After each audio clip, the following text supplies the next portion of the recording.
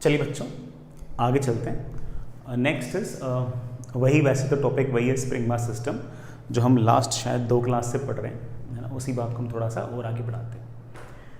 वैसे मैं class start करने से पहले 2 बातें और बोलना चाहूँगा। जैसे काफ़ी दिनों से अपन ने कोई बात नहीं की, तो मैंने सोचा कि चलो कुछ 5-10 मिनट थोड़ी बातें भी करते हैं। जैसे एक बात तो शेड्यूल को लेकर मैं कुछ बोलना चाहता हूँ। जैसे किस तरह से हम लोग अपने शेड्यूल को बेटर कर सकते हैं, किस तरह से अपनी एफिशिएंसी को हम इंक्रीज़ कर सकते हैं, किस तरह से हम अपने जो भी सेट टारगेट्स हैं हम उनको पाने के लिए और बेटर एफर्ट्स लगा सकते हैं। इसको हम हल्का सा कुछ डिस्कशन कर सकते हैं। जैसे एक बात तो ये है कि ना पहले तो है ना हमें इस बात को मानना पड़ेगा कि समय सबके पास बराबर है। जो भी हमारे साथ लोग compete कर रहे हैं, जो भी हमारे पीयर ग्रुप में लोग हैं, उन सबके पास समय मोर और लेस सेम ही है। ऐसा तो है नहीं कि हम में से कोई स्पेसिफिक लोग हैं जो झाड़ू पोछा भी कर रहे हो घर पे, समय तो सबके पास बराबर ही है। वही 24 घंटे सबके पास है और मोर और लेस सारे का सारा काम जो पढ़ाई के लिए ही है। सो हम सभी के पास ये पहले मानना पड़ेगा कि समय बराबर है। जिन लोगों को भी जेईई का एग्ज़ाम देना है, IIT एडवांस का एग्ज़ाम देना है, उन लोगों के पास टाइम एग्जैक्टली बराबर है। लेकिन हर इंसान के सोचने समझने की क्षमता अलग हो सकती है, IQ अलग हो सकता है, एप्टीट्यूड अलग हो सकता है।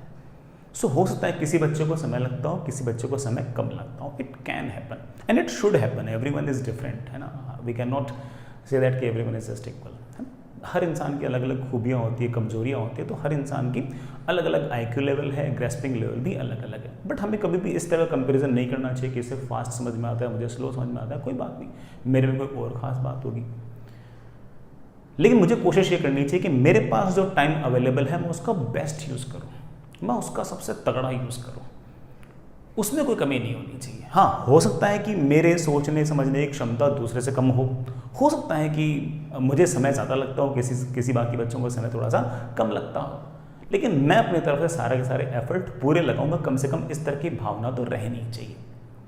तो इसमें तुम्हारा तो सबसे पहला सवाल आता है, वो ये आता है कि यार सर लेक्चर को टाइम कितना दें। सर लेक्चर तो बहुत बड़े होते हैं, उनमें टाइम बहुत ज़्यादा लगता है।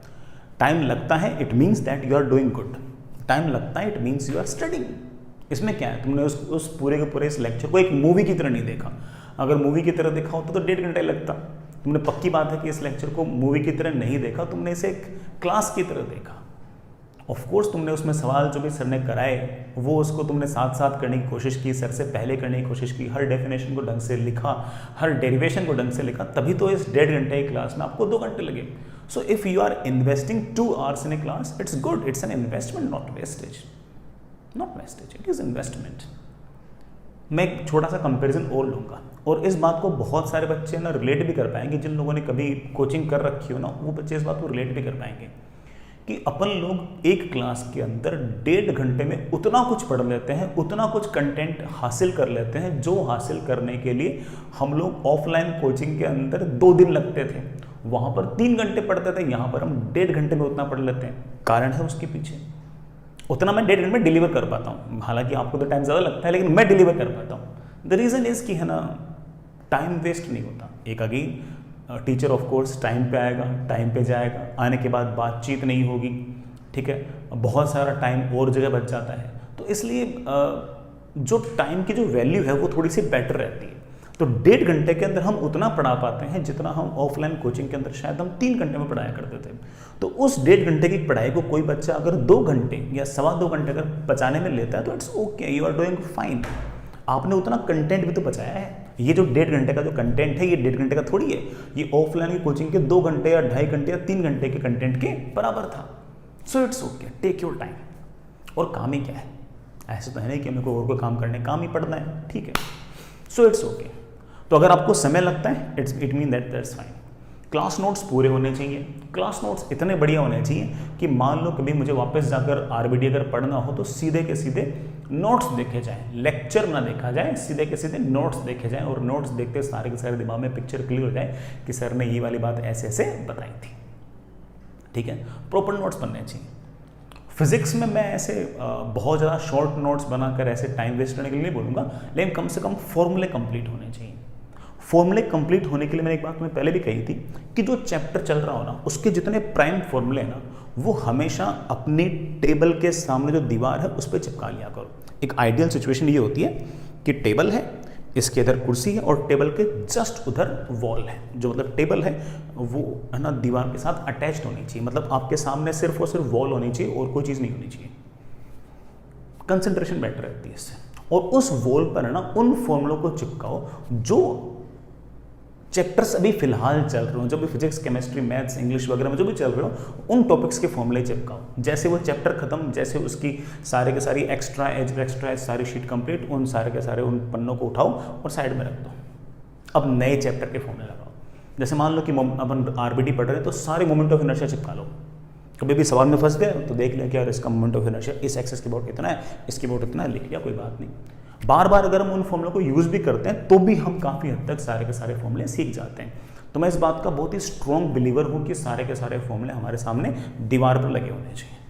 मैंने खुद किया है, मतलब मैंने खुद किया है इसलिए बता रहा हूँ, ठीक है। दूसरी बात, ये मैंने एक बात बोल दी कि बेटा टाइम सबके पास बराबर है। सब लोगों को टाइम बराबर तरीके से यूज़ करना चाहिए और अच्छे तरीके से उस सारे के सारे टाइम को यूज़ करना चाहिए। और शॉर्ट नोट्स में मैं बहुत ज़्यादा इतना बिलीव नहीं करता, बट मैं कहता हूँ कि फिर भी अगर आप फॉर्मूले अगर याद करते हो तो कोई बहुत बड़ा इतना फ़र्क नहीं पड़ता, ठीक। अगर आप ढंग से फॉर्मूले लिखते हो और उनको अगर दीवार पे चिपकाते हो तो काफ़ी हद तक हमारा काम तो बन जाता है। ये दूसरी बात। तीसरी बात, होमवर्क। हर बच्चा अलग अलग क्वांटिटी में होमवर्क कर पाता है। कोई कोई बच्चा ऐसा होगा जो सारी शीट लगा लेगा, सारी एक्स्ट्रा एज लगा लेगा, सब कर लेगा, उसकी स्पीड ज़्यादा होगी। कोई बच्चा होगा जो कहेगा कि सर एक्सरसाइज 1 हुई है और मेरा टाइम तो बस अप हो गया, मेरा टाइम तो कोई बात नहीं।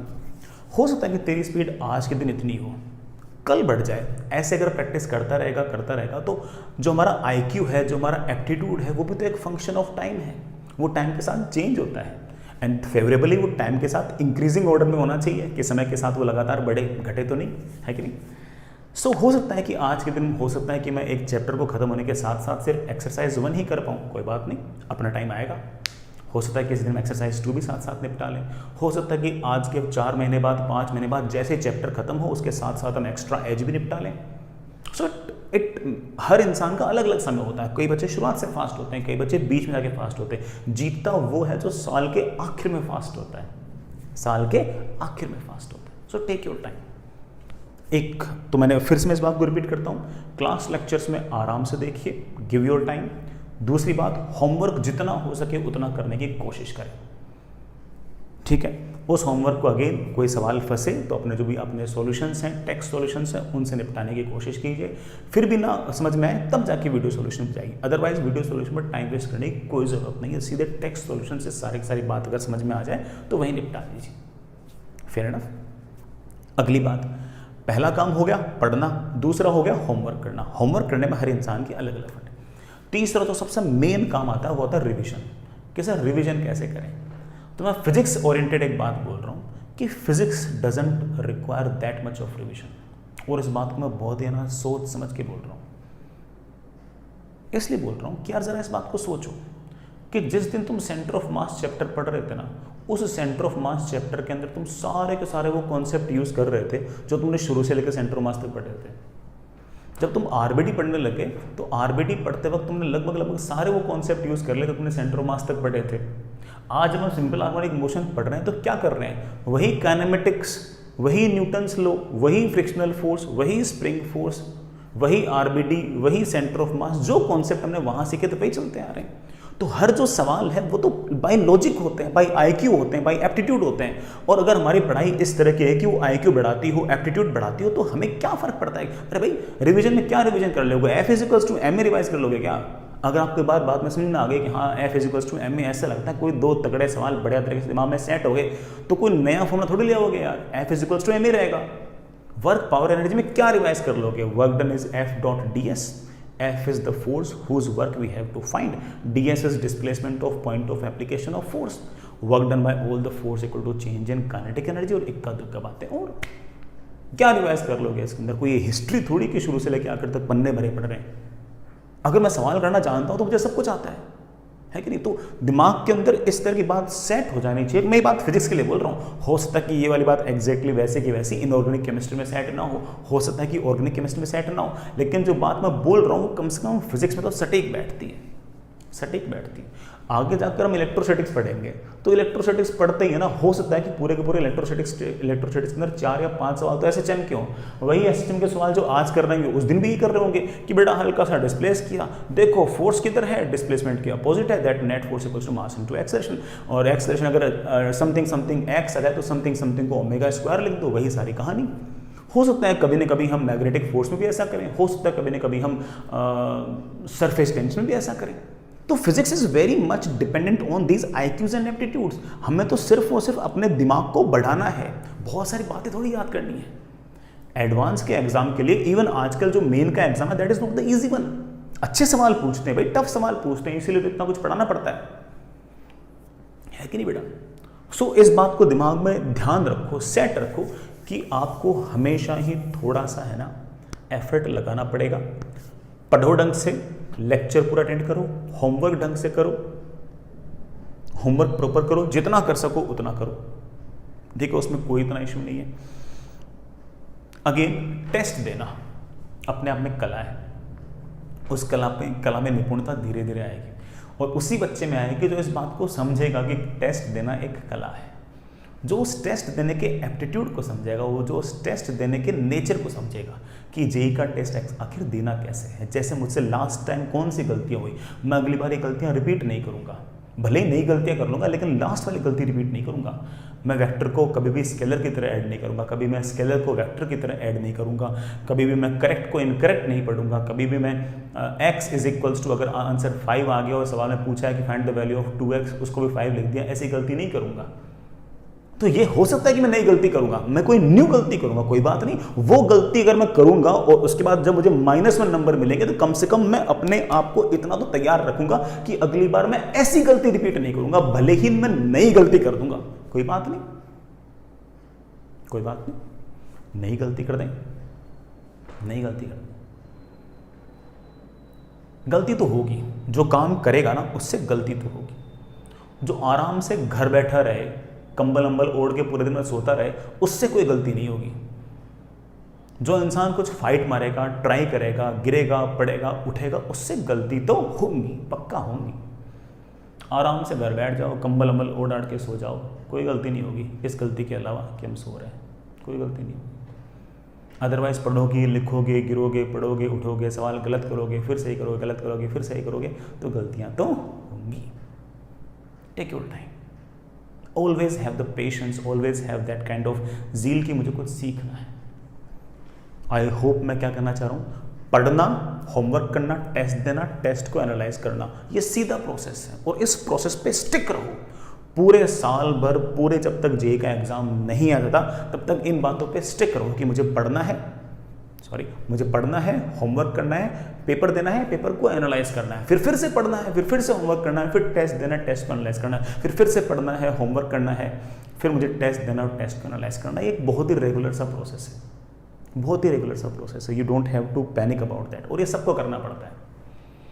अगली बात, कुछ बच्चे बहुत ज़्यादा पैनिक करते हैं, वो बहुत ज़्यादा इमोशनल होते हैं, बहुत जल्दी पैनिक करते हैं, बहुत इमोशनल होते हैं। तो मैं एक बात बहुत क्लियरली बोल दूँ कि emotions are not good for marks. ये शायद किसी मूवी के अंदर भी था, लेकिन मैं तो चलो शुरू से मानता हूँ कि ना emotions are not good for marks. मैं एक एग्जांपल देता हूँ, और इस एग्जांपल से बहुत सारे बच्चे अपने आप को रिलेट भी कर लेंगे। जैसे है ना, मान लो कि कोई पेपर है, वो बहुत आसान आया, बहुत ही आसान आया, और उसके पहले 2-3 सवाल तो ऐसे आए जो तुम्हें देखे हुए आए।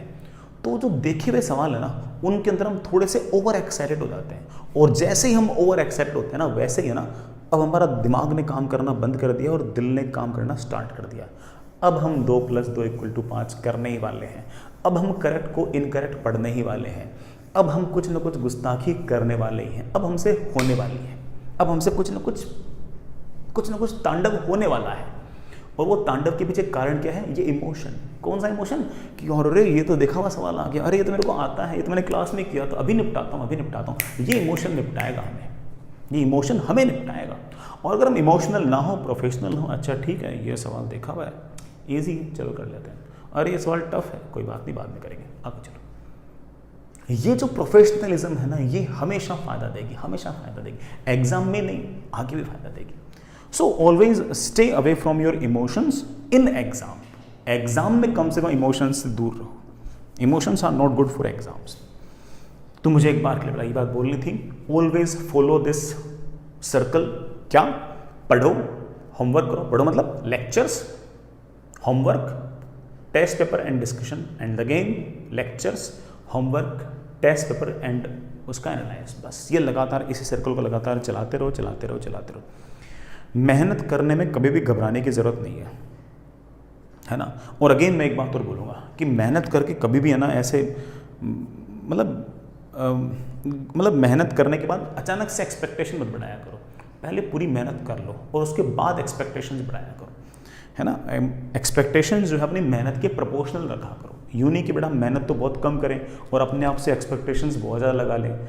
मेहनत तो करें हम 4,42,421 रैंक की और एक्सपेक्टेशन कर ले हम 4 रैंक की, ऐसा थोड़ी चलता है यार। तो हमेशा एक्सपेक्टेशंस जो है वो अपनी मेहनत के प्रोपोर्शनल रखें। आई होप मैं जो कहना चाह रहा हूँ तुम समझ गए होंगे। ठीक है, आगे चलते हैं। नेक्स्ट इज, जैसे हम लास्ट क्लास में डिस्कस कर रहे थे स्प्रिंग मास सिस्टम, और स्प्रिंग मास सिस्टम पे हमने बेटा सवाल भी किए थे। अब उसी बात को थोड़ा सा अपन और आगे बढ़ाते हैं, उसी बात को अपन लोग थोड़ा सा और आगे बढ़ाते हैं, कुछ सवाल और करते हैं। सवाल ही बेटा एक बार तो, है ना, कुछ सवाल करते हैं, अच्छे अच्छे बढ़िया बढ़िया सवाल है तो स्प्रिंग मास सिस्टम के ही। लेट्स से एक सवाल ऐसा है, सुनिएगा।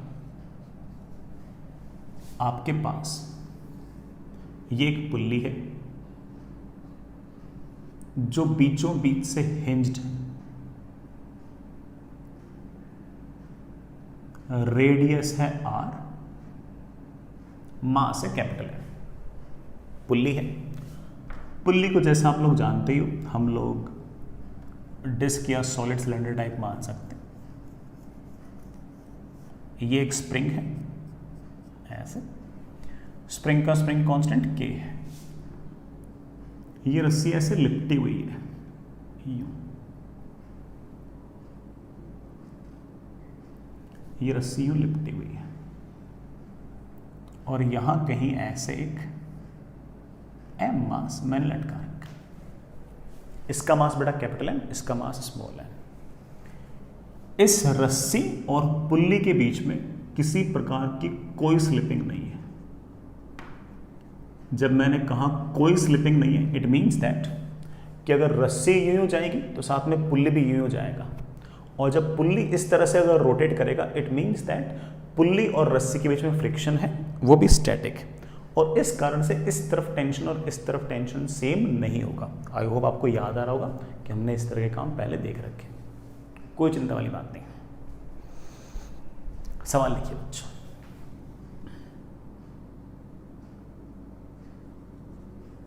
For small displacement in vertical direction,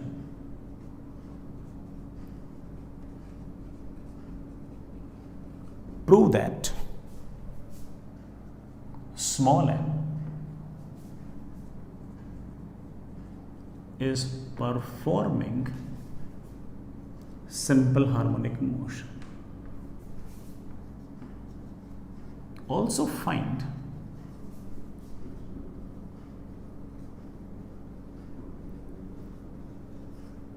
time period of SHM. Also find time period of SHM.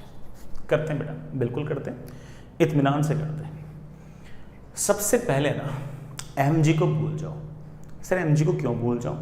बेटा mg आपका एक कांस्टेंट फोर्स है, कांस्टेंट फोर्स की वजह से टाइम पीरियड पर, फ्रीक्वेंसी पर, एंगुलर फ्रीक्वेंसी पर कोई फर्क नहीं पड़ता, तो आप mg को भूल सकते हो, कोई इश्यू नहीं है। ठीक है, अब आप एक काम कीजिए, आप है ना इस m मास के ब्लॉक को हल्का सा डिस्प्लेस कर दिए नीचे की तरफ। मान लीजिए बेटा यहाँ कहीं कोई पॉइंट है P, अगर आप इस m मास के ब्लॉक को अगर x नीचे की तरफ अगर डिस्प्लेस करोगे तो of course P point x distance ऊपर जाएगा।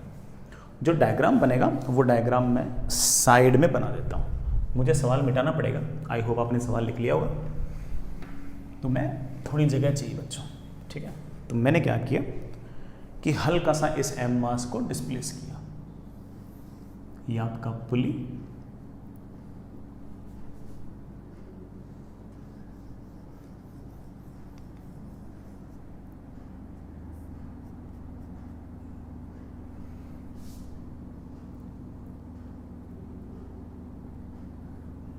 और ये आपके पास इस तरह का अरेंजमेंट। मैंने इस एम मास के ब्लॉक को नीचे की तरफ x डिस्प्लेस किया। अगर मैंने इसको नीचे की तरफ x डिस्प्लेस किया तो ऑफ कोर्स ये जो P पॉइंट है ये ऊपर की तरफ आ गया x, तो इस स्प्रिंग के अंदर एक्सटेंशन आ गया x, और ऑफ कोर्स इस तरफ टेंशन की जो वैल्यू है वो आ गई है kx।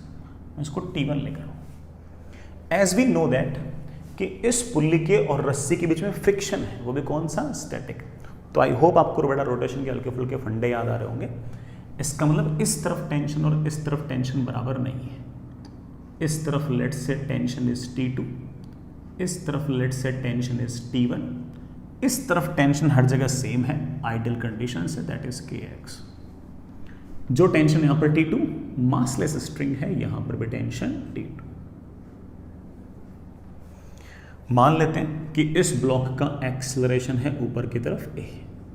अगर इस ब्लॉक का अगर एक्सेलरेशन ऊपर की तरफ a, तो इस रस्सी का एक्सेलरेशन ऊपर की तरफ a, और अगर रस्सी का अगर एक्सेलरेशन a, तो रस्सी का इस तरफ टेंजेंशियल एक्सेलरेशन भी a, तो इस पुल्ली के पास भी इस तरफ टेंजेंशियल एक्सेलरेशन आना चाहिए, तो इस तरफ अल्फा आना चाहिए, क्योंकि पुल्ली के और रस्सी के बीच में किसी प्रकार की कोई स्लिपिंग नहीं है, तो पुल्ली के पास यूं अल्फा आना चाहिए, और उस अल्फा की वैल्यू आनी चाहिए कितनी मेरे बच्चों, a/r।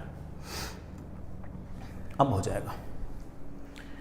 इस एम मास के ब्लॉक पर ऊपर की तरफ इकलौता फोर्स है, that is T2 must be equal to mass into acceleration. Sir mg क्यों नहीं लिख रहे बेटा, mg कांस्टेंट फोर्स है, उनको हम नेग्लेक्ट कर सकते हैं।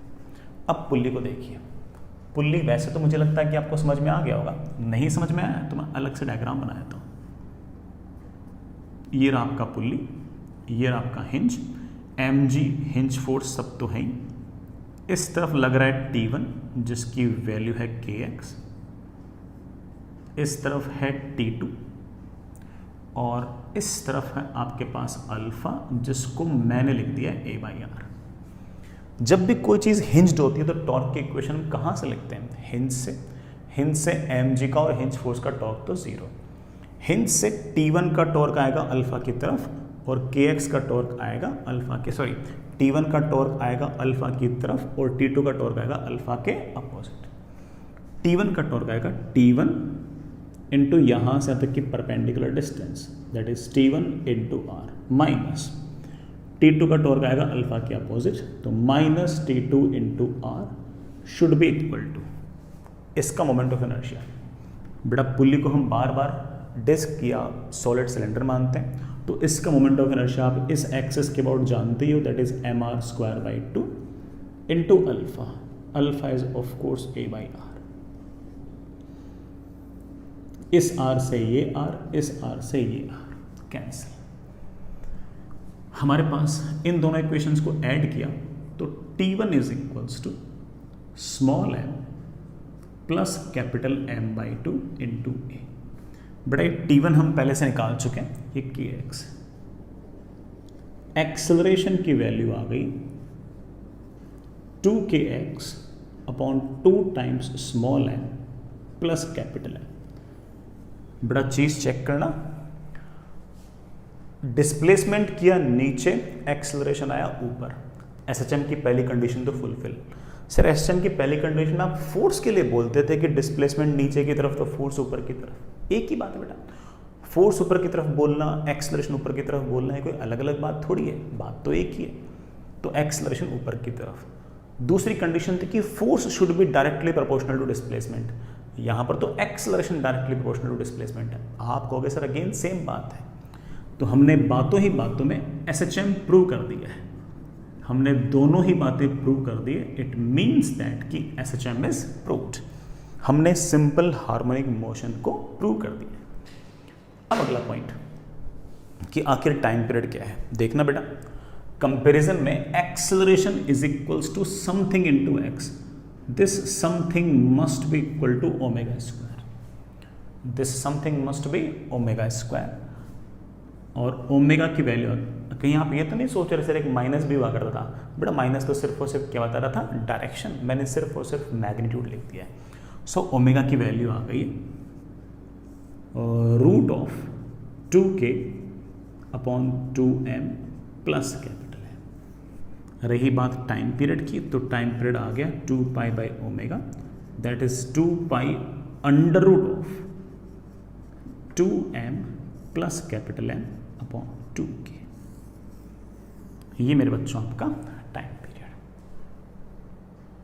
आई होप दैट्स ओके। ये हमारा टाइम पीरियड। तो इस तरह कोई भी सवाल आए आप बड़े आराम से मैनेज कर सकते हो, कोई इसमें बहुत बड़ा इतना इश्यू नहीं है। हम ऐसे और सवाल भी करेंगे, आगे चलिए। नेक्स्ट अगला सवाल बच्चा,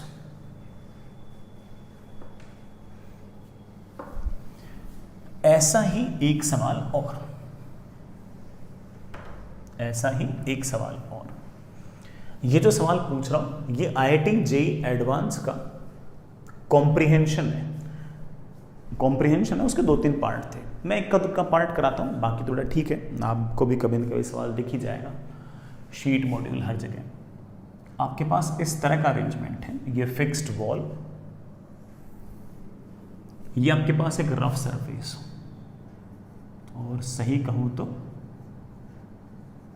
एनफ रफ सरफेस। जो भी एनफ रफ सरफेस बोल रखा उसका अर्थ आप निकाल लेना अपने हिसाब से।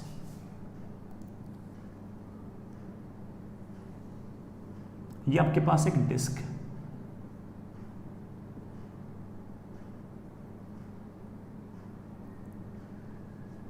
M मास है, R रेडियस है, और ये आपके पास एक यूनिफॉर्म डिस्क है। ठीक है बच्चों, इस फिक्स्ड वॉल से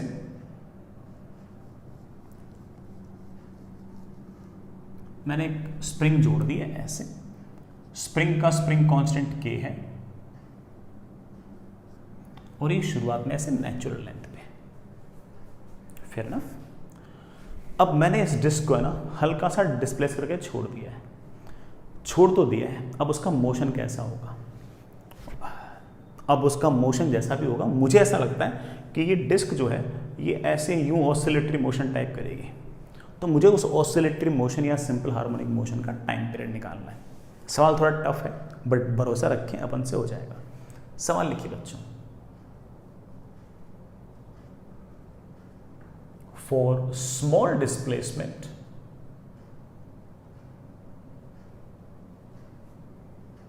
of disk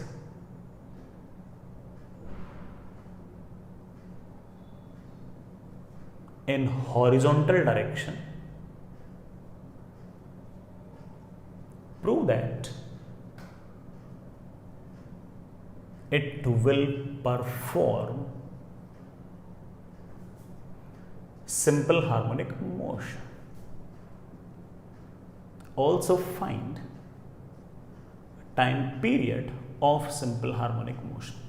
आराम से सुने बेटा, आराम से समझें, कोई जल्दबाजी नहीं है, सवाल रिलेटिवली टफ है, so you can take your time. आप खुद ट्राई करना चाहें ट्राई कर सकते हो, मैं एक हिंट दे सकता हूँ। एनफ रफ लिखा बेटा, याद कर। इस तरह की अगर सर्कुलर क्रॉस सेक्शन की अगर डिस्क है उसको इस तरह से एनफ रफ सरफेस पर लिखा पड़ी हुई है, तो उसका मोशन याद करो, प्योर रोलिंग होती थी। क्या होती थी? प्योर रोलिंग, और फ्रिक्शन लगता था स्टैटिक। आई होप हल्का फुल्का आपने शायद सोचना स्टार्ट कर लिया।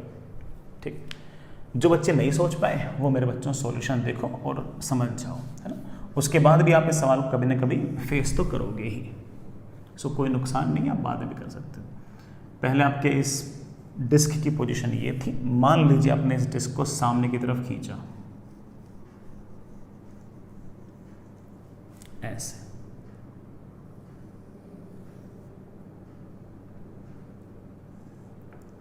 ये सेंटर, जैसे ही आपने डिस्क को सामने की तरफ ऐसे एक्स से खींचा, क्या होगा? अभी देखते हैं क्या होगा। स्प्रिंग में एक्सटेंशन आया एक्स, तो स्प्रिंग ऐसे खींचेगा अपनी तरफ किसी फोर्स के एक्स से। उस कारण मान लेते हैं कि इस स्प्रिंग के पास, सॉरी बच्चों, इस डिस्क के सेंटर ऑफ मास के पास एक्सेलरेशन आ गया ऐसे। लेकिन मेरे बच्चे चीख चीख के बोल रहे होंगे घर से कि सर पक्की बात है कि प्योर रोलिंग करेगा, तो सर ऐसे अल्फा भी आना चाहिए और इस अल्फा की वैल्यू होनी चाहिए, ये एनफ रफ सरफेस है, वो भी फिक्स्ड सरफेस है, तो सर अल्फा की वैल्यू आनी चाहिए a/r। अब जरा सोचो, सेंटर ऑफ मास से अगर देखूं तो mg ऐसे, सेंटर ऑफ मास से अगर देखूं तो नॉर्मल ऐसे, तो सेंटर ऑफ मास से देखने से लगता है कि kx का टॉर्क भी जीरो है, वो वहां से पास हो रहा है, mg भी वहीं से पास हो रहा है, उसका टॉर्क भी जीरो, नॉर्मल भी यहीं से पास हो रहा है, उसका टॉर्क भी जीरो। तो आखिर ये अल्फा किसकी वजह से है? तो आप बोलोगे एक जना बच गया सर, फ्रिक्शन। जरूर इस डिस्क पर पीछे की तरफ एक फ्रिक्शन लग रहा होगा and that friction is your static friction. और सेंटर से अगर देखो तो इस स्टैटिक फ्रिक्शन का टॉर्क आ रहा है ऐसे। हो जाएगा, सब हो जाएगा। पहली equation, F external is equals to mass into acceleration of centre of mass. Normal mg cancel, centre की तरफ नेट फोर्स आ रहा है kx minus fs, that must be equals to mass into acceleration. पहली इक्वेशन। दूसरी equation कौन सी होगी? दूसरी इक्वेशन मेरे बच्चे जानते हैं कि सर ये जो CTRM कर रहा होता है ना, ये combined translational plus rotational motion, sir उसमें मैं टॉर्क की इक्वेशन लिखना पसंद करता हूँ। कहाँ से पसंद करते हो? सेंटर ऑफ मास से। तो दूसरी इक्वेशन आएगी, torque about centre of mass is equals to I about centre of mass into alpha. यहाँ से kx का टॉर्क जीरो, नॉर्मल का टॉर्क जीरो, mg का टॉर्क जीरो, फ्रिक्शन का टॉर्क आएगा ऐसे, और वो आएगा Fs into r should be equal to यहाँ के अबाउट मोमेंट ऑफ इनर्शिया, यहाँ के about moment of inertia mr²/2 into alpha. Alpha बेटा अल्फा लिखना चाहो अल्फा लिख दो, a/r लिखना चाहो a/r, r से r से r। दोनों इक्वेशंस को ऐड कर दो तो Fs तो गायब, और हमारे पास मेरे ख्याल से इक्वेशन आ गई है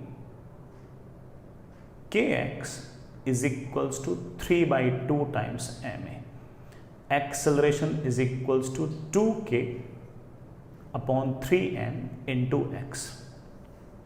बच्चों चेक कर लो, क्या आपने एसएचएम की दोनों कंडीशंस फुलफिल कर दी है? आप बोलोगे हाँ सर बिल्कुल, डिस्प्लेसमेंट किया है राइट और नेट फोर्स आ रहा है लेफ्ट, एक्सेलरेशन आ रहा है लेफ्ट, सर एसएचएम की पहली कंडीशन तो फुलफिल है, और आपका जो फोर्स है या जो एक्सेलरेशन है वो directly proportional to displacement from equilibrium position भी आ रही है। तो तय है कि ये आपका सिंपल हार्मोनिक मोशन है। सर आप ना लिखा है तो सर आपने सब कुछ फोर्स के लिए था, और सर प्रूव आप ना एक्सेलरेशन के लिए कर रहे हो। एक ही बात है बेटा, force directly proportional to X बोलना, acceleration directly proportional to X बोलना, ये कोई कॉन्सेप्चुअली कोई ऐसे अलग अलग बातें थोड़ी है यार, है कि नहीं? बातें तो मोर और लेस सेम ही है। अब मेरे पास आ गया acceleration is equals to something into X. We all know that कि this something is going to be your omega square. तो आप कह सकते हो कि एंगुलर फ्रीक्वेंसी मेरे पास आ गई है 2k/3m, या फिर टाइम पीरियड की बात करूं तो दैट इज ऑलवेज 2π/ω, तो दैट इज 2π√of 3m/2k। बढ़िया सवाल कर दिया बेटा, मैं इतना ही करा रहा हूँ। हालांकि जेई में बड़ा एडवांस के अंदर ही कॉम्प्रिहेंशन था, तो उसमें फ्रिक्शन की वैल्यू भी पूछ रखी थी। मेरे बच्चे बोले सर कोई लोड ही नहीं है, एक्सेलरेशन सर निकाल रखा है, उसको याद रख दूंगा, फ्रिक्शन भी आ जाएगा, फ्रिक्शन भी आ जाएगा। तो जो भी चीज़ चाहिए हम हर चीज़ आराम से निकाल सकते हैं। मैंने अगर एक बार आपको इक्वेशन से अगर लिखना सिखा दी तो मेरे लिए तो वैसे काम बन गया।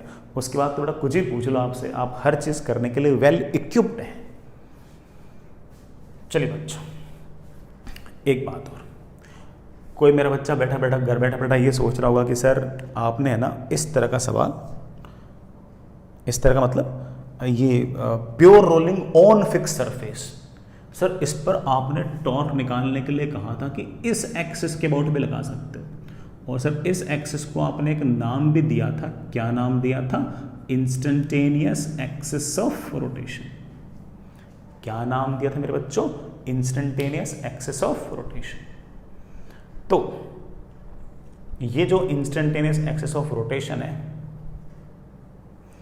ये जो इंस्टेंटेनियस एक्सिस ऑफ रोटेशन है, इसके अबाउट हमें टॉर्क लिखना है। लिख सकते हैं, लेकिन ऐसा हम सिर्फ तभी लिख सकते हैं जब हम टॉर्क की जब ये हमारा प्योर रोलिंग हो ऑन फिक्स सरफेस। वो तो है ही बेटा, प्योर रोलिंग है क्योंकि ये एनफ रफ सरफेस है। तो अगर कोई मुझे कहते हैं सर यहाँ से टॉर्क की इक्वेशन लिखूंगा, torque about instantaneous axis of rotation is equals to moment of inertia about instantaneous axis of rotation into alpha. लिखाइए बच्चों, यहाँ से टॉर्क की इक्वेशन, फ्रिक्शन का टॉर्क 0, mg का टॉर्क 0, नॉर्मल का टॉर्क 0, सिर्फ किसका? kx का। kx का टॉर्क आएगा ऐसे, kx है u तो उसका टॉर्क आएगा ऐसे, और उसकी वैल्यू होगी कितनी होगी? kx इंटू यहाँ से यहाँ तक की perpendicular distance that is r should be equal to, अगर आपने टॉर्क यहाँ से लिखा है तो मोमेंट ऑफ इनर्शिया भी आप यहीं से लिखोगे। यहाँ से मोमेंट ऑफ इनर्शिया आएगा कितना? यहाँ के अबाउट mr²/2 था, तो यहाँ के अबाउट आएगा mr²/2 plus mr², parallel axis theorem से, that is 3/2 mr² into alpha. Alpha को अल्फा लिखना चाहो अल्फा लिख दो, और pure rolling on fixed surface लिए आप इसको a/r में लिख दो। r से r निपटा, r से r निपटा, एक्सेलरेशन की वैल्यू आ गई है 2k/3m इंटू एक्स। एक्सेलरेशन को हमने directly proportional to x prove कर दिया, and acceleration is equals to something into x, that something must be your ω²। I hope you get the point. बड़े आराम से बेटा हमारा काम बन जाएगा। चलिए बच्चों आगे चलते हैं। इस सवाल में अगेन हमारे पास कुछ बातें थी जो हमने सीखी, कुछ सवाल और करते हैं।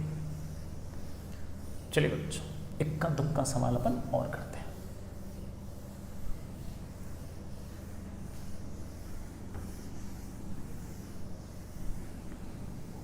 इक्का दुक्का सवाल अपन और निपटाते हैं।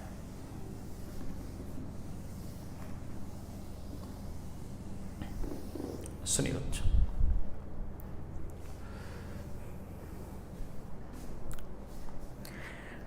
सवाल में बड़ा एक बार तो मैं ऐसे मान के चल लो कि आसान चीजें बता रहा हूं, ठीक है, फिर अपन और देख लेंगे।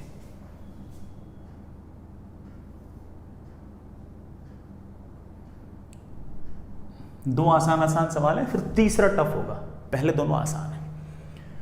पहला सवाल ऐसे है, ये एक स्प्रिंग है,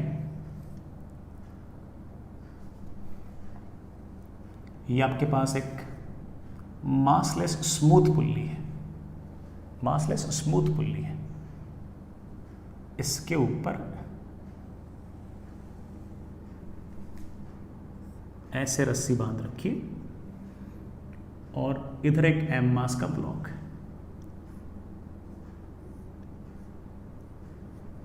ये आपके पास एक स्मूथ पुल्ली है। जैसे ही मैंने कहा ना कि बेटा स्मूथ पुल्ली है, तो एक बात तो तय हो गई है कि इस पुल्ली के और रस्सी के बीच में कोई फ्रिक्शन नहीं है, तो इसलिए इस तरफ टेंशन और इस तरफ टेंशन सेम होगी, है ना, इस बार चिंता करने की जरूरत नहीं है। बाकी स्प्रिंग का स्प्रिंग कांस्टेंट k है, और आपकी आइडियल स्प्रिंग एंड स्ट्रिंग, आपकी स्प्रिंग भी आइडियल है, आपकी स्ट्रिंग भी आइडियल है, मतलब मासलेस है, massless.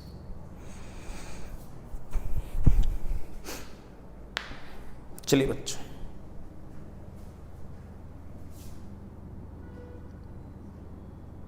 Find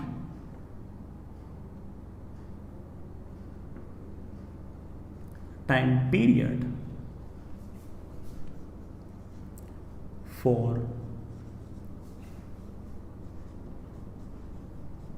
small oscillations of the block। बेटा इस ब्लॉक के स्मॉल ऑसिलेशंस के लिए टाइम पीरियड बताओ। बताएंगे, बिल्कुल बताएंगे। हल्का सा डिस्प्लेस करो बेटा वर्टिकल डायरेक्शन में, and we have to prove that it is going to perform SHM. सबसे पहला काम है नेग्लेक्ट एमजी। सर क्यों करूँ एमजी नेग्लेक्ट? एमजी तो लगेगा, लग रहा हो, लेकिन हमारे टाइम पीरियड पर उसका किसी प्रकार का कोई फर्क नहीं पड़ता। हमारा टाइम पीरियड सिर्फ और सिर्फ वेरिएबल फोर्सेस पर ही डिपेंड करता है, हमारा टाइम पीरियड कांस्टेंट फोर्सेस पर डिपेंड नहीं करता। तो इसलिए आप एमजी को भूल जाओ बेटा एक बार के लिए। सवाल आपने लिख लिया होगा, मुझे जगह चाहिए इसलिए मिटा रहा हूं। जैसे मैंने इस ब्लॉक को हल्का सा डिस्प्लेस किया,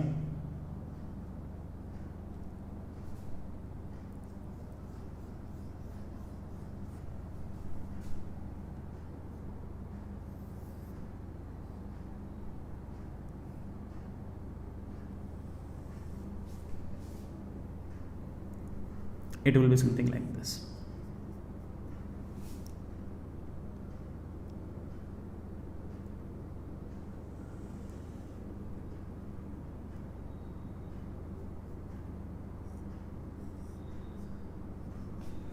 इस एम मास के ब्लॉक को मैंने मेरे बच्चों नीचे की तरफ डिस्प्लेस किया है एक्स।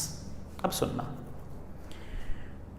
ये जो एंड है रस्सी का ये फिक्स्ड है, तो इस पुल्ली के लेफ्ट साइड में जो रस्सी है वो फिक्स है, उसका डिस्प्लेसमेंट 0 है। राइट साइड में जो रस्सी है उसका डिस्प्लेसमेंट है नीचे की तरफ x। आई रियली होप आपको बड़ा हल्का फुल्का स्ट्रिंग कंस्टेंट याद होगा। स्ट्रिंग कंस्टेंट ये कहता है कि अगर आपके पास ये पुल्ली है, इधर रस्सी का कोई डिस्प्लेसमेंट नहीं है और इधर रस्सी का डिस्प्लेसमेंट नीचे की तरफ अगर x है, तो पुल्ली का डिस्प्लेसमेंट जो आएगा वो नीचे की तरफ इन दोनों का एवरेज आएगा, that is 0 plus x/2, that is x/2। तो ये जो आपका पुल्ली है ये नीचे की तरफ x/2 है। अच्छा मैं एक बात बोलना भूल गया, ये आपका जो पुल्ली है ये आइडियल है, it is massless, it is smooth. तो इसका मतलब हमारा जो पुल्ली है वो नीचे आ गया है। पुल्ली कितना नीचे आ गया? x। और अगर पुल्ली अगर x नीचे आ गया, इसका मतलब स्प्रिंग में एक्सटेंशन आ गई है, कितने की? x की। तो स्प्रिंग ऊपर की तरफ खींचेगी, कितने फोर्स से? kx। अब इस पुल्ली को जरा ध्यान से देखो कि इस पर कौन से फोर्सेस हैं। हम कहेंगे कि इस मासलेस पुल्ली पर फोर्सेस इस तरह से, ऊपर की तरफ kx, पुल्ली स्मूथ है इसलिए इधर टेंशन T, तो इधर भी टेंशन T। फेयर ना? चलिए बच्चों, अब यहां पर टेंशन T, यहां पर टेंशन T, तो इस पर टेंशन T। सर mg नहीं दिखाएं क्या? नहीं, मत दिखाओ। टेंशन T ऊपर की तरफ, तो इस ब्लॉक का एक्सेलरेशन a ऊपर की तरफ। फिर से बेटा वही कहानी, इस रस्सी का एक्सेलरेशन 0, इस रस्सी का एक्सेलरेशन a, तो ऑफ कोर्स पुल्ली का एक्सेलरेशन आएगा ऊपर की तरफ 0 और a का एवरेज कितना? a/2। तो आप कहोगे कि इस पुल्ली पर ऊपर की तरफ फोर्स लग रहा है kx, नीचे की तरफ लग रहा है 2t, और इसका एक्सेलरेशन है ऊपर की तरफ a/2। लेकिन हम जानते हैं कि हमारा जो पुल्ली है उसका मास 0 है। Net force is always equals to mass into acceleration. अगर मास 0 है तो नेट फोर्स भी क्या होना चाहिए? 0। और नेट फोर्स 0, इसका मतलब ऊपर का फोर्स बराबर नीचे का force. So kx should be equal to 2t या t should be equal to kx/2। I really hope इस बात को समझ गए होंगे। आपका पुल्ली मासलेस है इसलिए नेट फोर्स क्या होना चाहिए? 0, because net force is always equals to mass into acceleration. Acceleration कितना ही हो, पुल्ली का जब मास ही 0 है तो नेट फोर्स तो 0, तो ऊपर का फोर्स बराबर नीचे का फोर्स। और हमारे पास अब बड़े आराम से सारा का सारा काम बन गया है। इस m मास के ब्लॉक पर ऊपर की तरफ इकलौता फोर्स है टेंशन, जिसकी वैल्यू है kx/2। ये लीजिए बेटा, क्या आपने ये प्रूव कर दिया है कि डिस्प्लेसमेंट नीचे तो नेट फोर्स ऊपर? यस। क्या आपने प्रूव कर दिया है कि वो net force directly proportional to x है? यस। तो क्या एसएचएम प्रूव हो गया? बिल्कुल। तो आप कह सकते हो कि इस ब्लॉक का एक्सेलरेशन है a ऊपर की तरफ, और ऊपर की तरफ आपका जो रीस्टोरिंग फोर्स है वो टेंशन है और उसकी वैल्यू है k/2 into x. It is directly proportional to x. It means that कि SHM इज प्रूव्ड. सर मुझे टाइम पीरियड निकालना है. ऊपर की तरफ net force should be equal to mass into acceleration. Acceleration is equals to k/2m into x. Acceleration is equals to something into x. This something must be equal to omega square. Omega की value आ गई है. कितनी value आ गई बेटा? √k/2m. और time period की वैल्यू आ गई है t is equals to 2π/ω. That is 2π√2m की. ये हमारा आंसर आ चुका. ये हमारा आंसर. बढ़िया. तो आई रियली होप कि वाली बात आपको बड़ा समझ में आ गई. आगे चलते हैं. ऐसा ही एक सवाल और लेते हैं. अगेन आइडियल कंडीशंस हैं. Spring ideal, pulley ideal. Ideal मतलब मासलेस, स्मूथ. ठीक है. मासलेस और स्मूथ के क्या अर्थ है आपको पहले से ही पता है. Newton's laws of motion chapter से ही पता है. और अब भी आपको थोड़ा बहुत आइडिया और याद हो गया होगा. चलिए ऐसा सही एक आसान सवाल. और टफ तो बेटा उसके बाद करेंगे. ये तो आसान वाले हैं. ठीक है बेटा, ये तो आसान वाले हैं. नेक्स्ट अगला सवाल सुनना आराम से. Situation is like this. आपके पास ये कोई फिक्स्ड सीलिंग, ये आपके पास एक स्प्रिंग, ये कोई again ideal pulley, massless, smooth. ऐसे कोई रस्सी लपेट रखी है.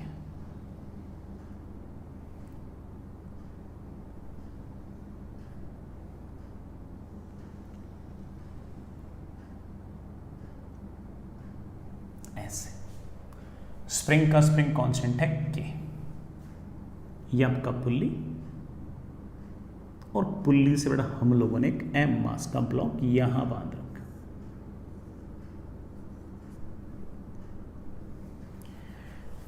Ideal conditions.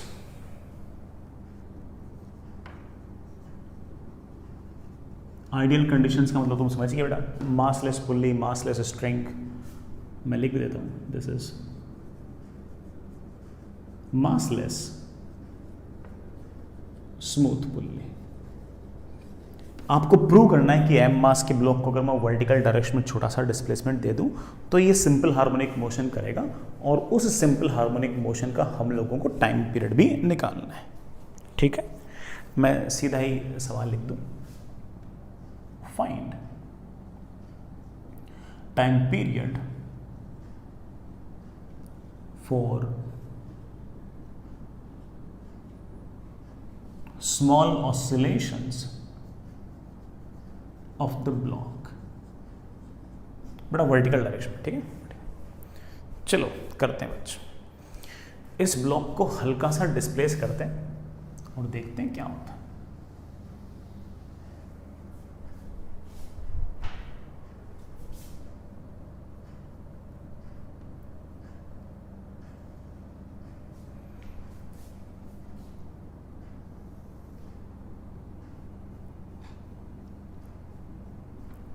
चलिए बच्चों, आपके पास ये स्प्रिंग,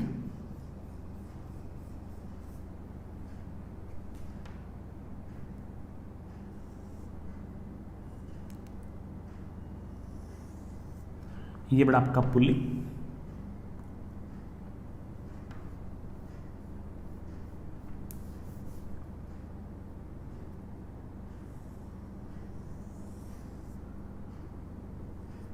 ये बड़ा आपकी जो फिक्स्ड रस्सी है उसका पार्ट हो गया.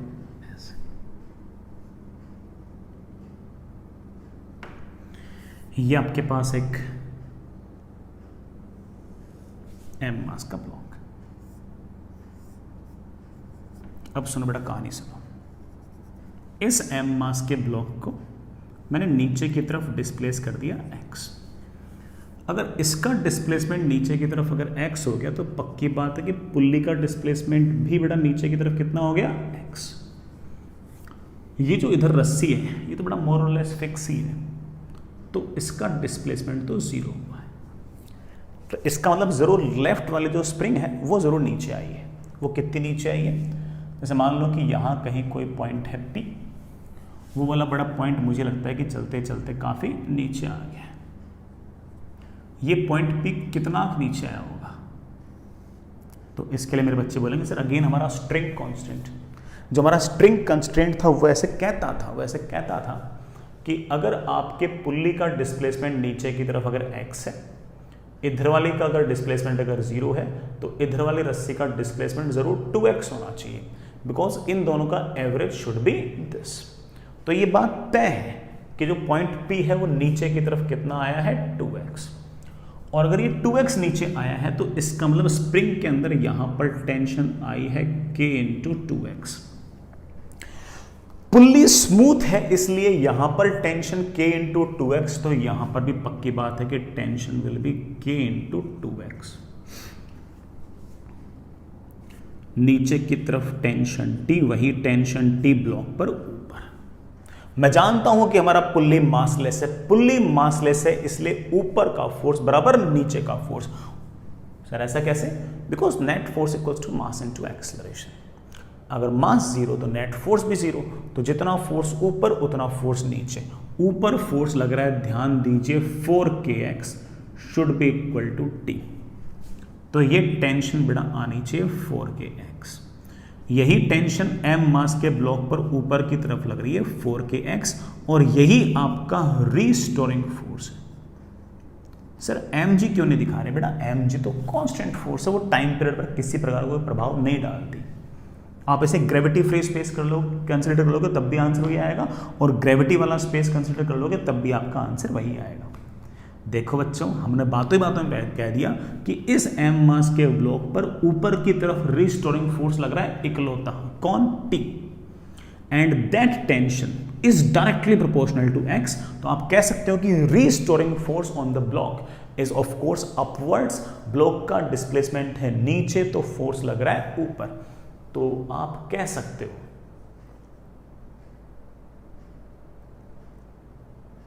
कि restoring force is 4kx and this restoring force is directly proportional to x. It means that कि SHM तो प्रूव हो गया, and net force is always equals to mass into acceleration. Net force ऊपर की तरफ तो एक्सेलरेशन भी तो ऊपर की तरफ, और एक्सेलरेशन की वैल्यू आ गई है 4k/m into x. Acceleration is equals to something into x. That something is of course omega square. और जैसे ये ओमेगा स्क्वायर आ गया, हम कह सकते हैं कि ओमेगा की वैल्यू आ गई है √4k/m, और टाइम पीरियड की वैल्यू होती है एज वी नो दैट कि 2π/ω, that is 2π √m/4k। I hope it's okay. ये हमारा आंसर बच्चों, ये हमारा आंसर, ये हमारा आंसर। चलेगा, आगे चलिए।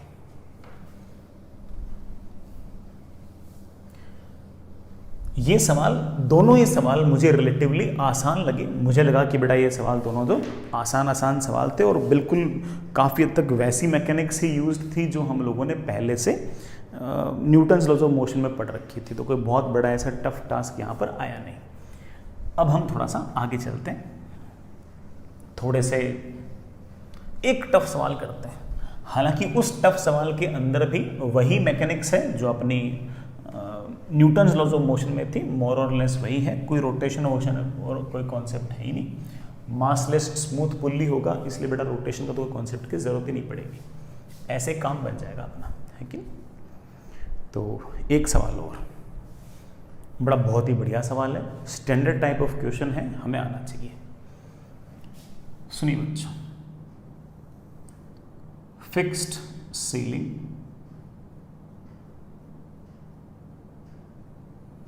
आपके पास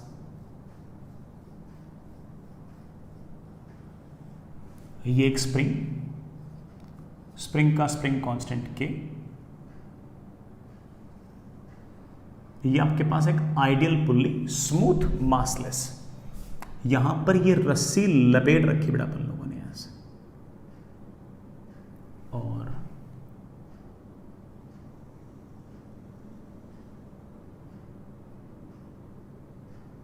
ऐसे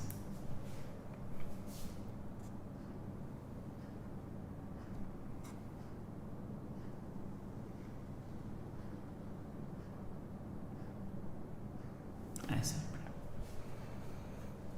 और यहां से मैंने एक दूसरी स्प्रिंग और लटका रखी बेटा,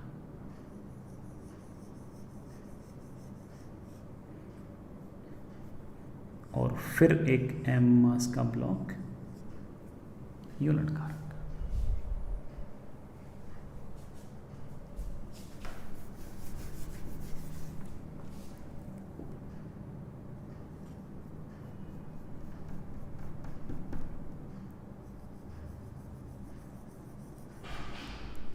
ये दूसरा ब्लॉक मैंने ऐसे लगा रखा,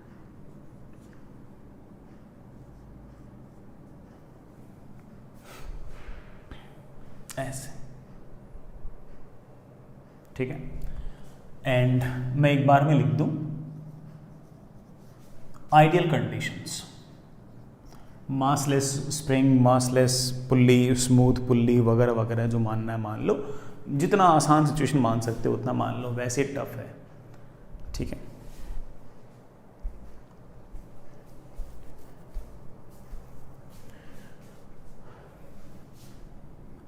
find time period for SHM of the block, block के SHM का टाइम पीरियड निकालो। नॉट दैट इजी बेटा, नॉट दैट इजी, बट हम सोच लेंगे, हम भी जिद्दी हैं, कुछ ना कुछ तो सोच ही लेंगे। सबसे पहला स्टेप तुम जानते हो मैं क्या करने वाला हूं, नेगलेक्ट ग्रेविटी। ग्रेविटी को भूल जाओ, ग्रेविटी जबरदस्ती सिचुएशन को टफ करेगी, भूलो जाओ। और भूलना तो मैं आता है, भूलने में कोई दिक्कत नहीं है ना, दिक्कत तो सवाल करने में, भूलने तो मैं आता है, उसमें तो मैं एक्सपर्ट है ना। तो ग्रेविटी भूल जाओ, उसके बाद सवाल करते हैं। ग्रेविटी से टाइम पीरियड में तो कोई फर्क पड़ नहीं रहा है, इसलिए मेरा काम चल जाएगा। तो चलो हल्का सा इस ब्लॉक को डिस्प्लेस करते हैं। मैंने इस ब्लॉक को डिस्प्लेस किया, मान लो नीचे की तरफ x। अगर मैं इसको x डिस्प्लेस करूंगा तो इस स्प्रिंग के अंदर एक्सटेंशन x नहीं आएगा, कम आएगा, क्योंकि अगर मैं जैसे इस ब्लॉक को नीचे की तरफ डिस्प्लेस करूंगा तो ये पुल्ली भी नीचे आएगा, और पुल्ली नीचे आएगा, इस कारण से इस स्प्रिंग का जो एक्सटेंशन है वो x नहीं होगा, x से कम होगा। अगर x ही अगर इसका एक्सटेंशन हो जाता तो m मास के ब्लॉक पर ऊपर की तरफ इकलौता फोर्स लगता है kx, that force is directly proportional to x, prove हो जाता। लेकिन दिक्कत ये कि पुल्ली भी तो नीचे आएगा, देख लेंगे, सब देख लेंगे। तो हमारे पास सिचुएशन ऐसी,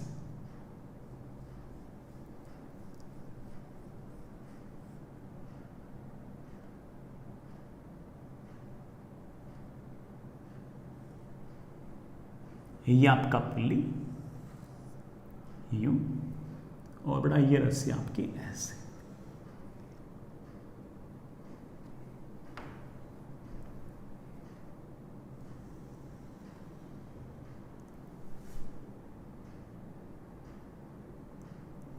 ये आपकी रस्सी ऐसे, इसके मिड पॉइंट से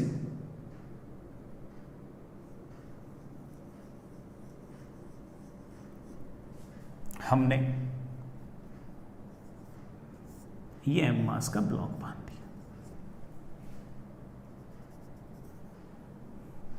मान लेते हैं कि इस एम मास के ब्लॉक का डिस्प्लेसमेंट है नीचे की तरफ x। आराम आराम सोचना, कोई जल्दबाजी नहीं, कोई जल्दबाजी नहीं, ठीक है ना। इस ब्लॉक का नीचे की तरफ डिस्प्लेसमेंट आ गया x, अच्छी बात है। मान लेते हैं कि इस स्प्रिंग के अंदर एक्सटेंशन आ गया y, इस स्प्रिंग में एक्सटेंशन आ गया y और इस स्प्रिंग में एक्सटेंशन आ गया z। जैसे ही इस स्प्रिंग के अंदर एक्सटेंशन y आ गया, ये m मास के ब्लॉक पर ऊपर की तरफ एक फोर्स लगेगा k × y। भाई अगर इस स्प्रिंग में एक्सटेंशन y का है तो ये स्प्रिंग अपनी तरफ खींचेगी, कितने फोर्स से? ky से। सर mg, बड़ा mg तो मैंने नेगलेक्ट कर दिया। तो इस m मास के ब्लॉक पर मैंने ऊपर की तरफ रीस्टोरिंग फोर्स लिख दिया और इस रीस्टोरिंग फोर्स की वैल्यू आ गई है ky। सर एसएचएम प्रूव हो गया क्या? नहीं।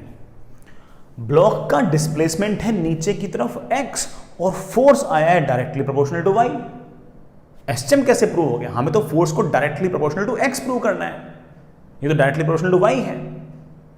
तो किसी तरह से मुझे y को लिखना पड़ेगा in terms of x। somehow I have to write y as a function of x। अगर मैंने y को as a function of x लिख दिया, फिर इक्वेशन में सिर्फ और सिर्फ k और x बचेंगे and force is directly proportional to x आते हैं, फिर मैं बोल दूंगा कि एसएचएम है। अभी एसएचएम तुम प्रूव नहीं कर पाए हो क्योंकि ब्लॉक का डिस्प्लेसमेंट तो नीचे की तरफ x हुआ है और फोर्स जो इस ब्लॉक पर आया है वो डायरेक्टली प्रोपोर्शनल टू y आ गया।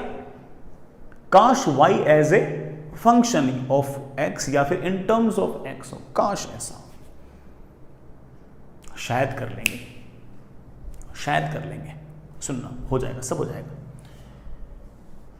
इस स्प्रिंग के अंदर एक्सटेंशन आया z, तो ये ऊपर की तरफ खींच रही है कितने फोर्स से? kz। आइडियल कंडीशन है, स्मूथ पुल्ली है, तो यहां पर kz, तो यहां पर kz। इस स्प्रिंग में एक्सटेंशन y है, इसलिए ये स्प्रिंग ब्लॉक को ऊपर की तरफ खींचेगी तो पुल्ली को नीचे की तरफ खींचेगी। बेटा कितने फोर्स से? ky। And we know it very well कि हमारा पुल्ली तो स्मूथ है, सॉरी मासलेस भी है, तो मासलेस है तो नेट फोर्स क्या होना चाहिए? 0। ऊपर का फोर्स बराबर नीचे का फोर्स। ऊपर कितना फोर्स लग रहा है? 2kz। नीचे कितना फोर्स लग रहा है? ky। k से k कैंसिल, मेरे पास आ गया y is equals to 2z। Sir और कोई इक्वेशंस? हाँ, और भी इक्वेशंस हैं, सुनना बच्चों। इस पुल्ली को गौर से देखो, इस पुल्ली के राइट साइड जो रस्सी है वो तो फिक्स है ऊपर से, लेकिन लेफ्ट साइड में जो स्प्रिंग का पॉइंट है वो नीचे की तरफ आया है, कितना? z। इसमें एक्सटेंशन है z का, तो ऑफ कोर्स ये अगर कोई पॉइंट p है, वो पॉइंट p अगर यहां पहुंच गया तो वो नीचे की तरफ आया कितना? z। तो ये पक्की बात है कि हमारा जो ये पुल्ली है ये नीचे की तरफ आया है z/2। कितना आया है बेटा? z/2। अब जरा सोचो, ये जो स्प्रिंग है, ये जो स्प्रिंग है, इसका निचला सिरा नीचे की तरफ भागा है x और ऊपर वाला सिरा जो इस पुल्ली से जुड़ा हुआ है वो नीचे की तरफ आया है z/2।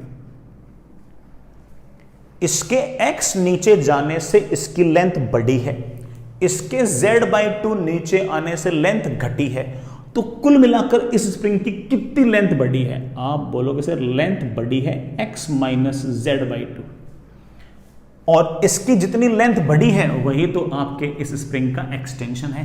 कितना है एक्सटेंशन? y। इस स्प्रिंग का कितना एक्सटेंशन था? y। फिर से बोलता हूं, स्प्रिंग के दो हिस्से ले लो बेटा। इस स्प्रिंग का निचला हिस्सा तो m मास के ब्लॉक से जुड़ा हुआ है, वो नीचे गया x। ऊपर वाला हिस्सा पुल्ली से जुड़ा हुआ है, पुल्ली नीचे आ गया z/2। ये x तो लेंथ बढ़ी है, ये z/2 लेंथ घटी है, कुल मिलाकर स्प्रिंग की लेंथ बढ़ी है x minus z/2। This should be the extension in the spring. The extension in the spring is already y। I can say that कि x minus z/2 equals to y। अब कर देंगे, z को अगर eliminate कर दिया हमारा तो काम बन जाएगा बेटा। यहां से x माइनस z/2, बेटा z को मैं y/2 लिख सकता हूं, तो y/2 upon 2 is equals to y।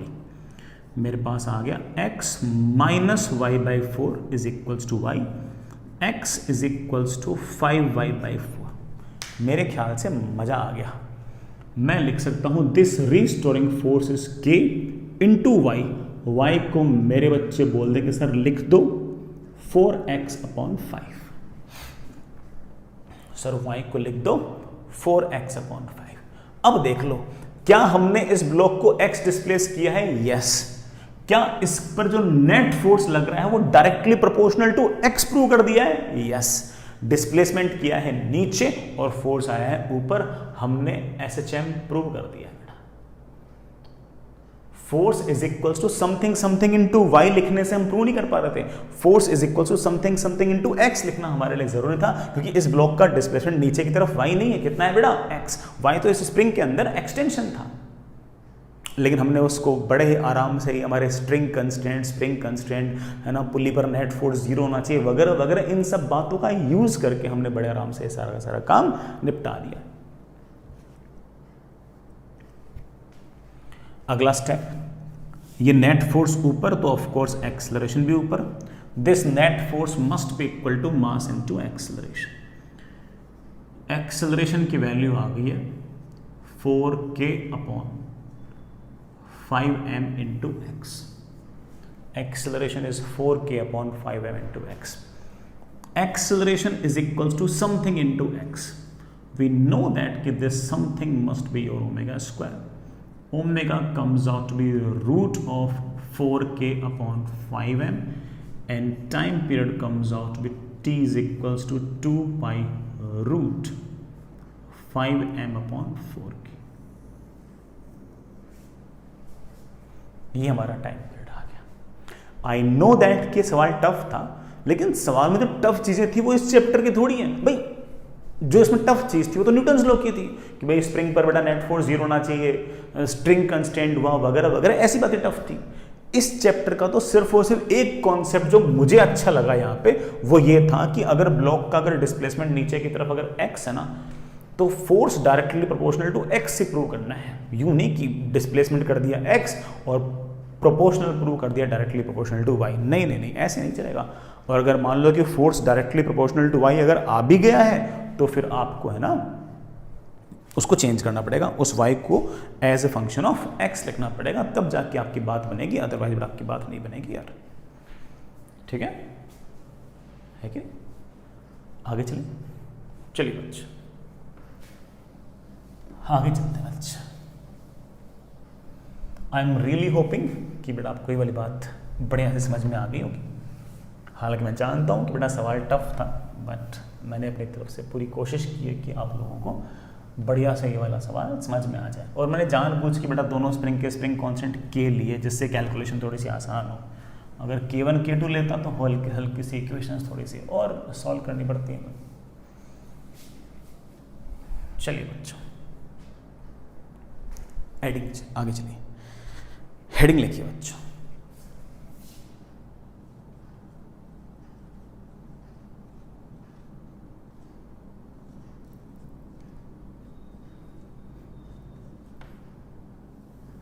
Next is harmonic oscillator. Harmonic oscillator का जो कॉन्सेप्ट है वो बेटा हमने कभी ना कभी पहले से देख रखा है। खास तौर से हम लोगों ने इसको सेंटर ऑफ मास चैप्टर में देख रखा है। आपको शायद याद भी आ जाएगा, आपको अच्छा याद भी आ जाएगा। आपके पास इस तरह से एक स्मूथ सरफेस,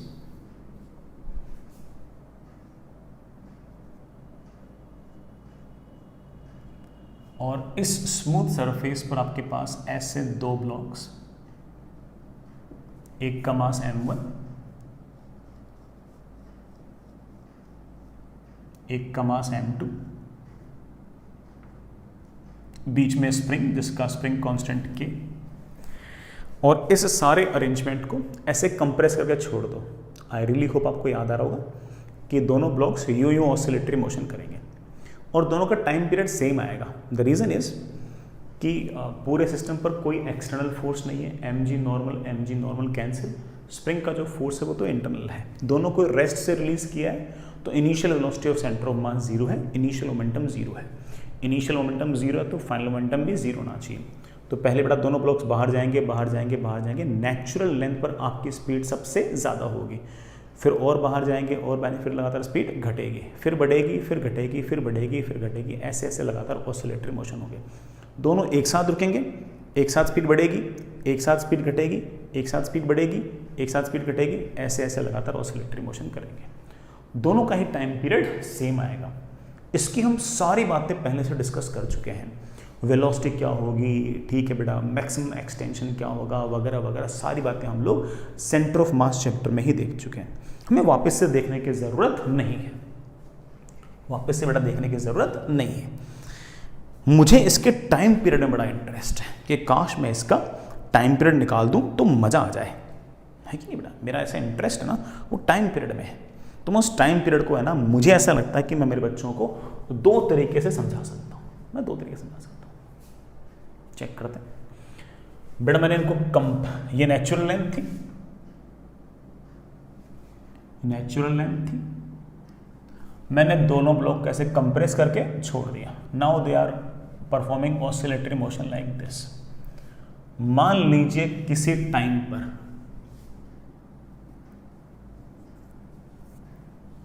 कहानी ऐसी होगी कि ये M1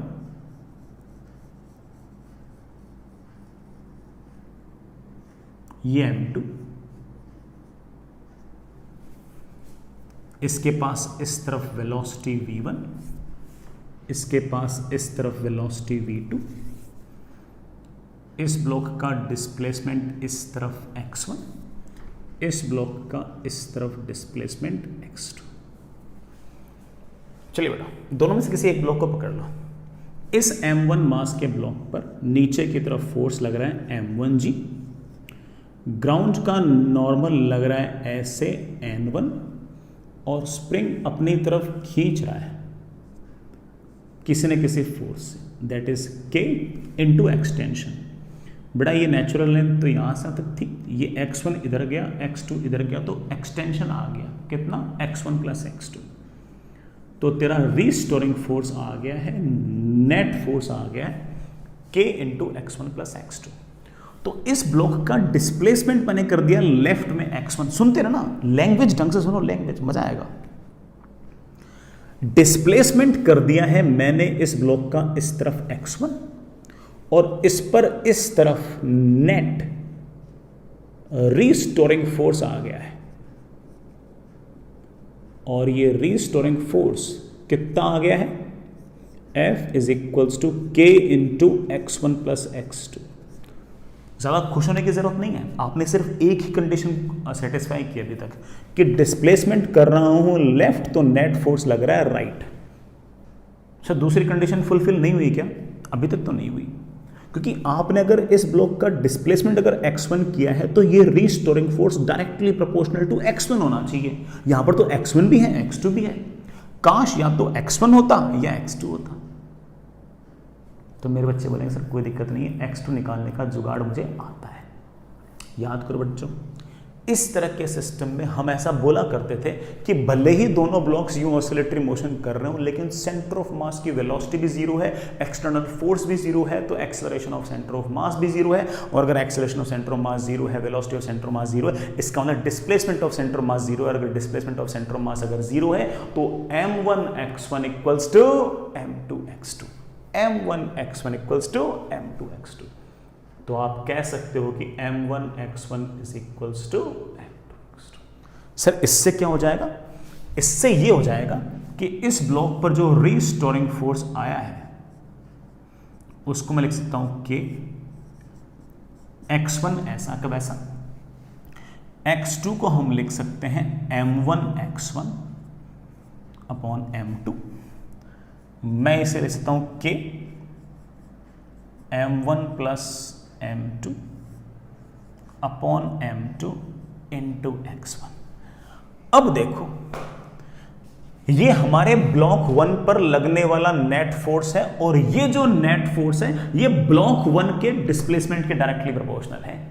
ये ब्लॉक 1 के डिस्प्लेसमेंट डायरेक्टली प्रोपोर्शनल है। उसमें मैं कह सकता हूं कि force on block 1 is directly proportional to displacement of block 1। Is it SM?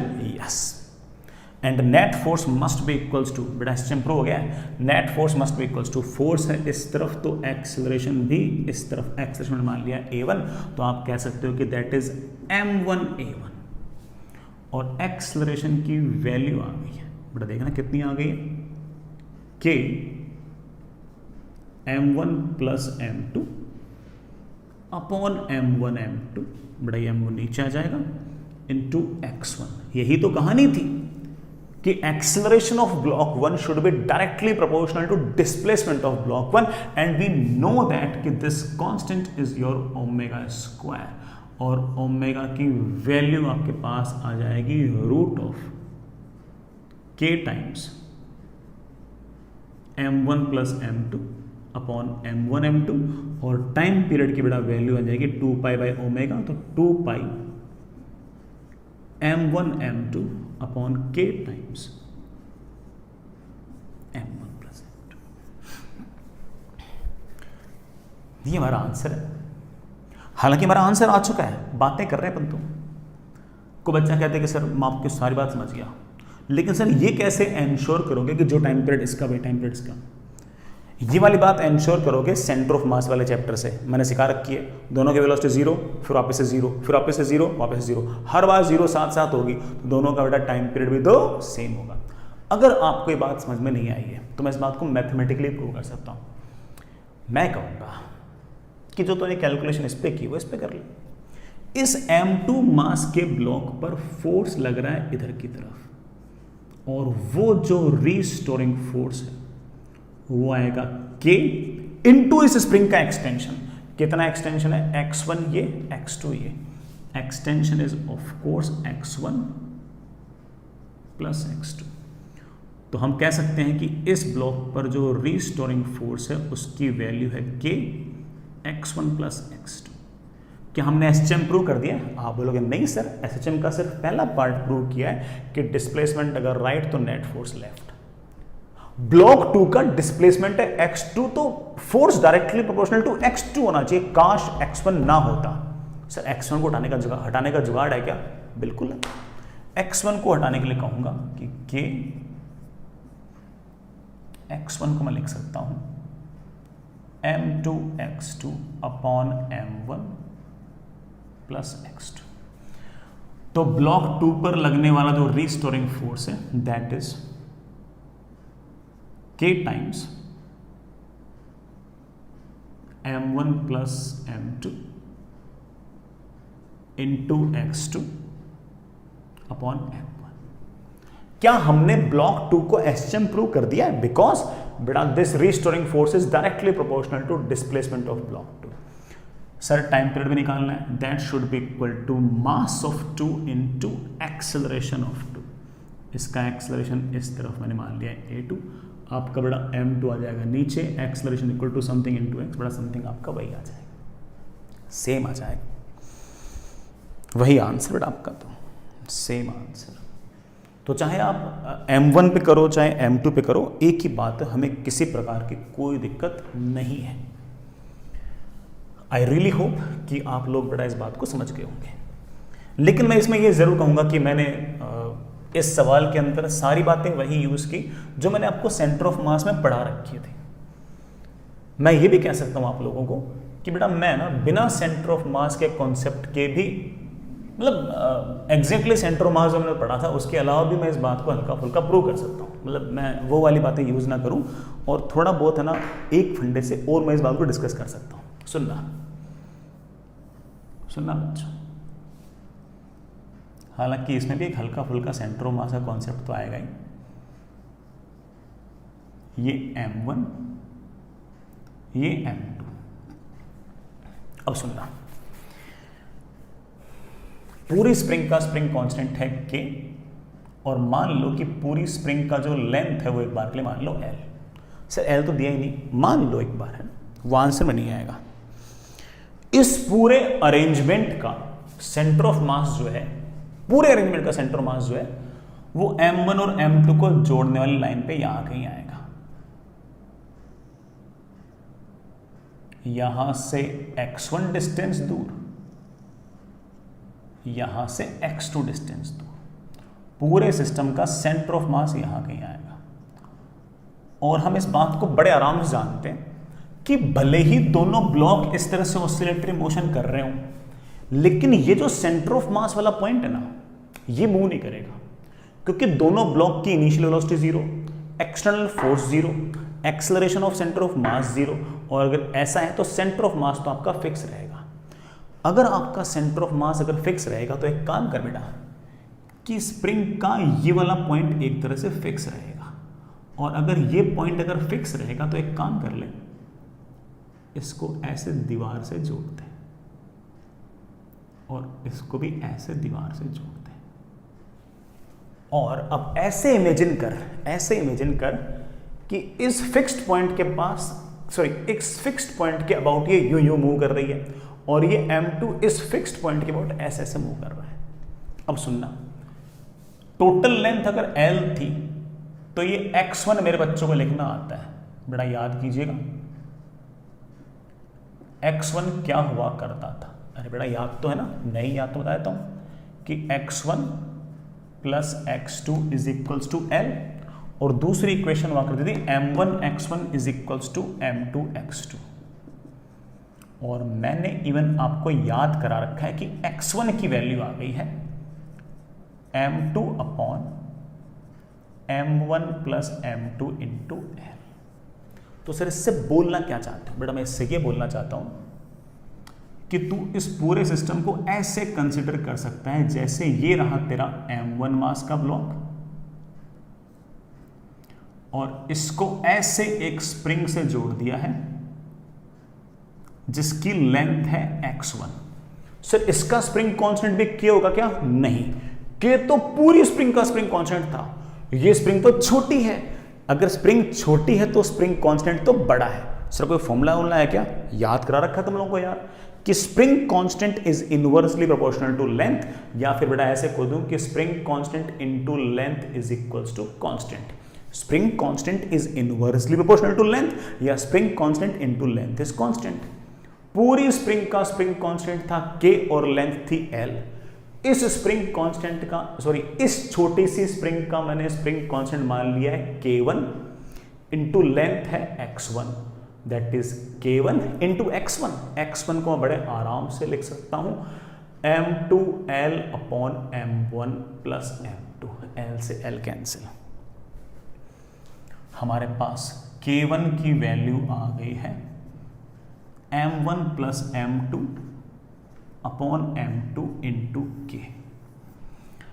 ले बेटा ये एक स्प्रिंग है जिसका स्प्रिंग कांस्टेंट है k1, और इसका टाइम पीरियड तुम बड़े आराम से लिख सकते हो कि sir t is equals to 2 pi root m by k, m1 by k1। इसको आप लिख सकते हो 2 pi root m1 upon k1। k1 को मेरे बच्चे लिख देंगे m1 plus m2 into k upon m2। ये आंसर आ गया। ऐसे भी सोच सकते हो कि सर ऐसे मान लूं कि ये जो m2 मास का ब्लॉक है ये सेंटर ऑफ मास वाले फिक्स्ड पॉइंट के साथ ऐसे एक स्प्रिंग से जुड़ा हुआ है जिस स्प्रिंग का स्प्रिंग कांस्टेंट है k2 और उसकी नेचुरल लेंथ है x2। बिल्कुल, तो सर इसका टाइम पीरियड कैसे लिखूंगा? इसका टाइम पीरियड लिखूंगा t is equals to 2 pi root. अब दोनों ब्लॉक नहीं जोड़ रखे हैं, इस ब्लॉक को मैंने एक तरह से फिक्स्ड पॉइंट से जोड़ दिया। वो फिक्स्ड पॉइंट कौन सा है? सेंटर ऑफ मास। आप लिख सकते हो m2 अपॉन इस स्प्रिंग का स्प्रिंग कांस्टेंट k2। जिस तरह से k1 निकाला था वैसे k2 निकाल लेना। बेटा मैं वापस से लिखने के मूड में नहीं हूं, k2 लिखना चाहो तो ऐसे लिख देना, बस यहां पर m1 आ जाएगा, वापस लिख देना, और आपके पास आएगा that is equals to 2 pi root m2 upon k2। k2 को हम लिख देंगे m1 प्लस m2। ये हमारा टाइम पीरियड का आंसर आ गया। तो किसी भी हार्मोनिक ऑसिलेटर के टाइम पीरियड का फॉर्मूला आपके पास यही आ गया। और मैंने इस बात को दो तरीके से समझाया तुम लोगों को कि बेटा ठीक है, मुझे ये वाला तरीका थोड़ा सा पसंद आया कि सेंटर ऑफ मास वाला पॉइंट फिक्स था, और फिक्स था तो उसको ऐसे कट करके यहाँ से दीवार से जोड़ दिया, और अभी बोल दे कि m1 जो है वो इस फिक्स्ड पॉइंट पर ऑसिलेटरी मोशन कर रहा है, लेकिन जो छोटी सी स्प्रिंग है उसका स्प्रिंग कांस्टेंट अब k नहीं होगा, कुछ और होगा। वो कैसे निकाली? इस फैक्ट से कि spring constant is inversely proportional to length. बढ़िया काम बन जाएगा हमारा। लेकिन हमने इतनी मेहनत से ये आंसर निकाला है, हमने पूरी मेहनत की है, हमने बढ़िया से पूरी मेहनत से ये आंसर निकाला है।